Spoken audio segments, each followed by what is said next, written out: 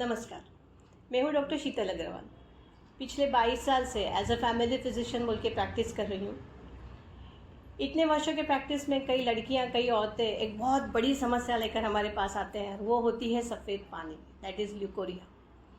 लेकिन इतने वर्षों में प्रैक्टिस करते करते, इतने पेशेंट के साथ इंटरेक्शन करते करते, जब हम उनसे बात करते, उनसे इंटरेक्शन करते, तो एक बात समझ में आई कि आज भी सफ़ेद पानी को लेकर या इस ल्यूकोरिया को लेकर कई तरह की मिथ्स या कई तरह के डाउट्स अभी भी पेशेंट के माइंड में होते हैं और ये नहीं जान पाते हैं कि ये सचमुच कुदरती है, प्राकृतिक है, या किसी बीमारी के वश हो रहा है, या हमको इसके लिए दवाई की ज़रूरत है या नहीं है।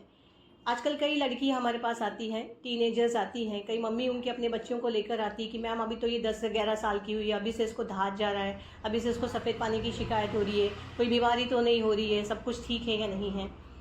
तो ये समझने के बाद मुझे लगता है कि आइए ज़रूर इस ल्यूकोरिया को हम एक अच्छी तरीके से समझ ले कि ये ल्यूकोरिया होता क्या है, ये सफ़ेद पानी की शिकायत होती क्या है।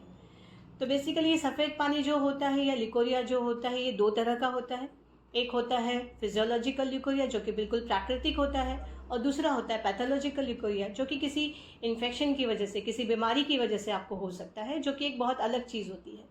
आज मैं आपसे बात करना चाहूँगी सिर्फ और सिर्फ फिजियोलॉजिकल ल्यूकोरिया के बारे में, जो कि एक बिल्कुल प्राकृतिक सफ़ेद पानी जाना एक चीज़ होती है, जिसको किसी दवाई की ज़रूरत नहीं होती है, या जो भी अपने आप में कोई बीमारी भी नहीं होती है।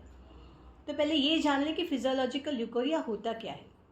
तो फिजियोलॉजिकल ल्यूकोरिया यानी जो प्राकृतिक सफ़ेद पानी जाना होता है, ये लड़कियों की जब उम्र 10 या 11 साल की होती तब से शुरू होता है।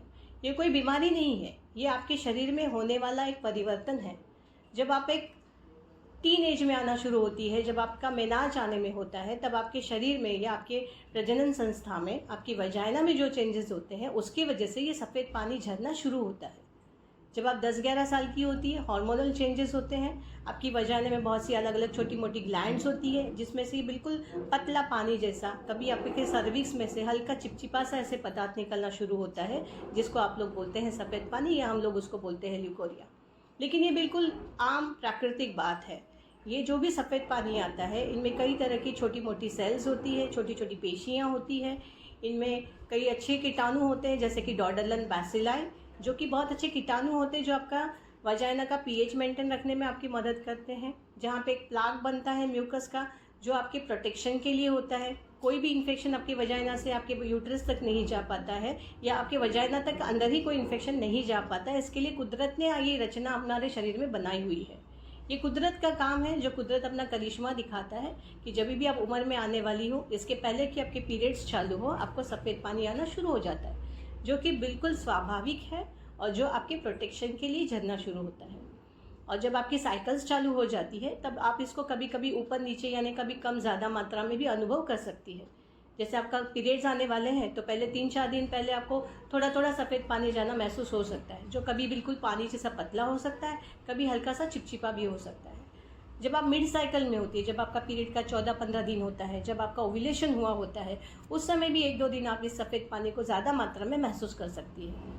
तो इस तरह इस सफ़ेद पानी का साइक्लिकली कम ज़्यादा होना, ये अपने आप में बिल्कुल नॉर्मल बात होती है।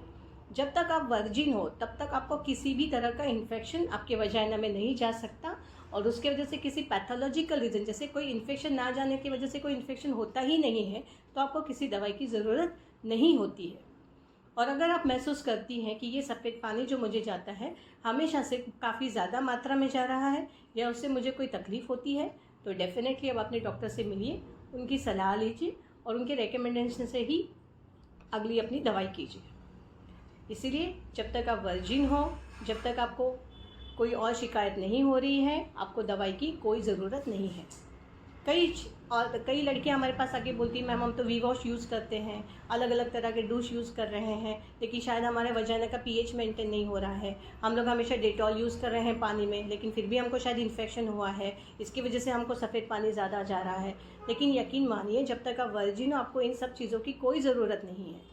और डेटॉल जैसे चीज़ें भी आप पानी में इस्तेमाल करना कम कीजिए, क्योंकि जब भी आप बार बार वॉशरूम जाने पे सोप इस्तेमाल करती है या डेटॉल जैसे चीज़ें इस्तेमाल करती है, तो उससे आपका वजाइना ज़्यादा इरिटेट हो सकता है, इन्फ्लेम हो सकता है, डोडोलन बैसिलाई जैसे वहाँ के जो अच्छे वाले कीटाणु हैं वो भी कम हो सकते हैं, और इसकी वजह से आपको ज़्यादा सफ़ेद पानी जा सकता है।